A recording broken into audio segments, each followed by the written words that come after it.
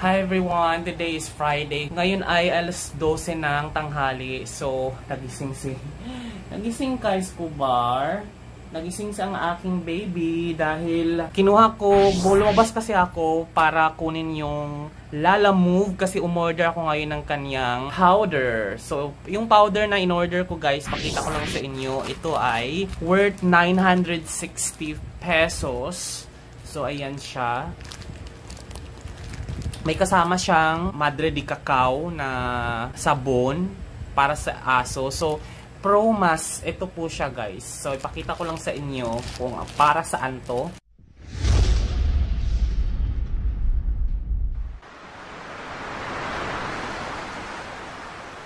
Tulog siya. Sorry, na-disturbo kita, baby. So, ayan, medyo malaki na si Escobar, guys, kumpara nung kinuha ko siya. Pero may mga ano pa siya, may mga ganto-ganto pa siya. So, ayun na nga, going back to what I just bought na kinuha ko sa baba. Pinili ko to sa isang online seller. Via Facebook ko lang to siya nakita. And this is amounting to 960 pesos, including delivery fee. So, that's 1,100. Pero, ito lang dapat yung kasama niya. Pero, sinamahan na nila ng sabon na Madre de Cacao. Perfect. Organic na rin naman to kasi para sa kanyang mga galis-galis. Do may mga Madre de Cacao na akong products na nabili. Okay na rin to pandagdag. Binigyan tayong freebies. Ito nakita ko to. This is for the 960 pesos guys. Ito ay 500 gram yung isang pack which is 1 pound yung isang ganito. So maliit lang siya. Ayun o, ikumpara ko lang sa inyo. Ganyan. Sip. Ayan. So parang powder siya. Titingnan ko lang kung anong itsura. There, may pangalan pa tayo. So sa San Juan lang naman siya. Ako ay Mandaluyong, so mura lang yung Lalamove. Okay, may kasama kutsara siya or pang scoop. Tsaka resealable. Para siyang kasing laki ng nabili kong gatas. So ito yung gatas na nabili natin. Na ano, so kasing height lang sila. Yan, kasing height lang sila pero mas malapad to. Mas masiksik to dahil this is 1 pound. Ito ilan lang naman to. 200 grams lang naman tong gatas guys. Yung goat's milk. Pero ito ay 500 grams. So mas siksik, mas marami siyang laman kaysa dito sa ating gatas. And then this one, para saan to? Kung para siyang whey protein. Parang ganon siya. Whey pang pa-boost. Yung powder nito, powderized kasi to, ihahalo lang siya sa pagkain. Ayan siya. So designed for hard gainer dogs. Kasi ito magpa 5 months na siya guys. Pero parang hindi pa rin siya nagmamasil. Dahil lumalaki na rin naman siya. Pero mas gusto ko kasi na ano, lumalaki pa rin siya na tumataba. Ganyan. Hi baby. Uy. Ano, meron ka na namang meron ka na namang bagong vitamins. Kung makikita natin dito, appetite booster, faster recovery during exercises, made from food-grade ingredients, safe and effective, no side effect, no adverse reaction on mood, works with all kinds of dogs, breed, works with all kinds of feed programs. So, ito kasi nakikita natin dito, bongga to guys kasi yung kanyang protein guys ay 76 crude protein. Ito ay 76%. So, ito ay, normally kasi ang mga nabibili nating mga dog food na mamahalin ay mga nasa ano lang, ang crude protein niya ay mga nasa 22 to 38%. Yan. So, ito ang taas ng protein niya. So, hopefully, hindi siya magre-reaction, no? Kasi nga, too much din to, mataas din ang protein, which, ang crude fat niya is 2%. Yan. So, iyan yung mga laman niya dito, guys. Meron din siyang probiotics, lactobacillus. Yan. Kasi ang hirap niya painumin ng mga Yakult, ganyan.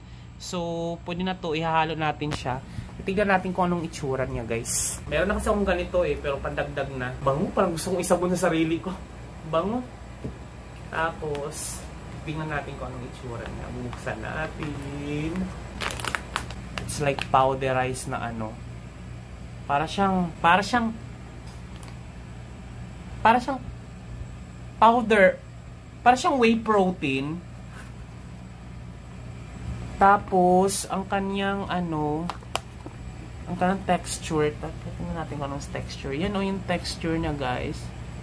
Para siyang Para siyang harina. Tapos ang amoy niya ay, maamoy siya in fairness, ha?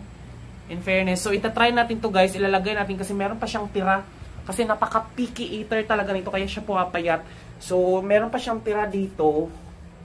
So, lalagyan natin siya ng konti. Sige, try natin. Sausage nito ay recommended dog food inclusion. So, dapat ihalo natin siya sa kanyang dog food. Meron na tayong lumang dog food dito kasi hindi niya inubos, no? And then, taken orally. So, dapat orally. So, kailangan natin siyang sukatin. These dogs are aged 2 months and older. So, hilata na naman siya. Si Escobar kasi is 4 months na siya, 4.5 months na siya, so pwede na siya. So, pag dogs up to 10 kilograms body weight, isak 1 tablespoon twice a day. So, since dog above 10 kilograms body weight above, so, since, ano na siya, 13 kilograms na siya, so, 2 tablespoon twice a day. So, mukhang malakas to sa powder. So, itatry natin siya. So, ayan. 1. Budbud na lang natin siya dito sa ating dog food. Another 2nd tablespoon. So, ayan. So, medyo na siya. Bawal sa itapat sa electric fan kasi medyo lumilipad-lipad siya ng konti.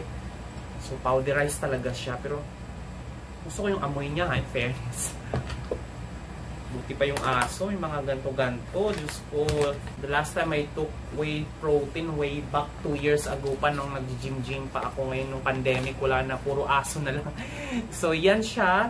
Then, ihahalo natin siya sa food. There. Tapos ipakain natin to kay Escobar. Ganyan kadami ang nagiging niya, resulta. Uy, ano yan? Komportable ka dyan. Escobar, tara, kain na. Tara. Let's go. Ayan, oh. Meron. Tara, go. Let's go. Lalagyan ko to ng karne para may bagong amoy. 2,000 years later. So yan guys, kinainan niya. Nilagyan ko ng konting giniling na karne na raw para ganahan siya kasi sobrang napaka-picky eater talaga niya kapag pure dog food lang talaga yung pinapakain. Tsaka wala rin kasi akong disiplinado sa pagkain sa oras. Anytime may food siya dyan sa lagayan niya, which is kasalanan ko kaya nagiging picky eater siya. Kasi mas gusto ko na parati siyang kumakain dahil gusto ko siya pinapalaki talaga. Kaya medyo naging picky eater din siya, kasalanan ko kasi walang disiplina. Pero ito, yan, kinakainan niya. Hopefully maubos niya kasi nilagyan ko to ng karne. Tapos, tsaka yung powder. So, yun. Susubuan ko muna kasi kailangan ko itong subuan dahil minsan kailangan niyang gusto mo pasubo para maubos. Kain na! 6.5 hours later. Pin! Selfie ka lang. Pin! The poodle. The poodle guys, sobrang white. Snow White. Parang ayoko. Madumi na nga yan, lagay na yan eh. Ayokong ilapag to sa park, pang mall to ganito kasi. Tomorrow, so... Ano, kimchi? Nagselos? Kimchi ba siya? Kimchi na puno ng laway ng mga aso.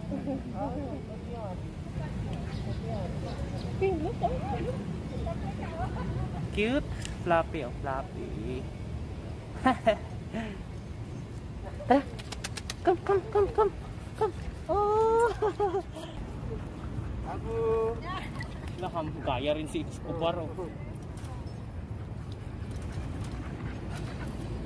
Ay, ano yan? Escobar, ano yan? Ano yan? Humping. Toby! Ang cute ko. Siyempre natakot ako sa pom. Hindi ba ito nangangagat? Hindi naman. Pom! Ay, pom to lang. Toby! Ay! Toby!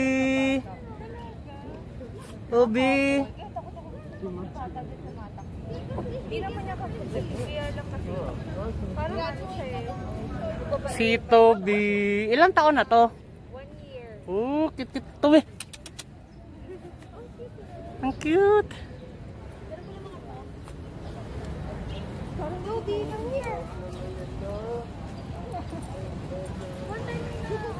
Ano yan? Si Toby Escobar. Si Toby. Zoko, ano yan? Nauhaw ka? Uhaw ka, boy.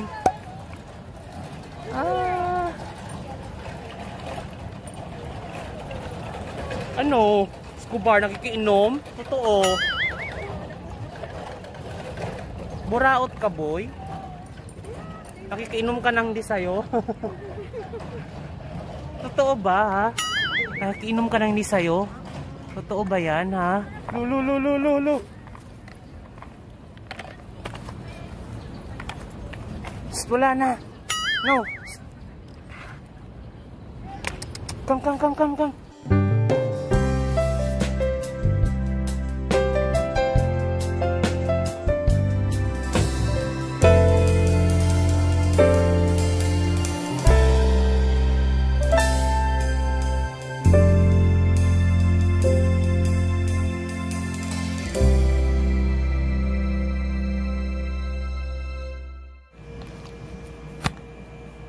So yun nga guys, no. Hindi ko na kasi pinapahiga dito si Escobar. Gusto ko nakahiwalay siya sa akin dahil malaki na siya. So ang ginagawa ko, nilalagay ko siya dito sa ilalim. Ayan, no. Yan, dyan siya. So pag tulog ako ng araw, pag wala akong trabaho,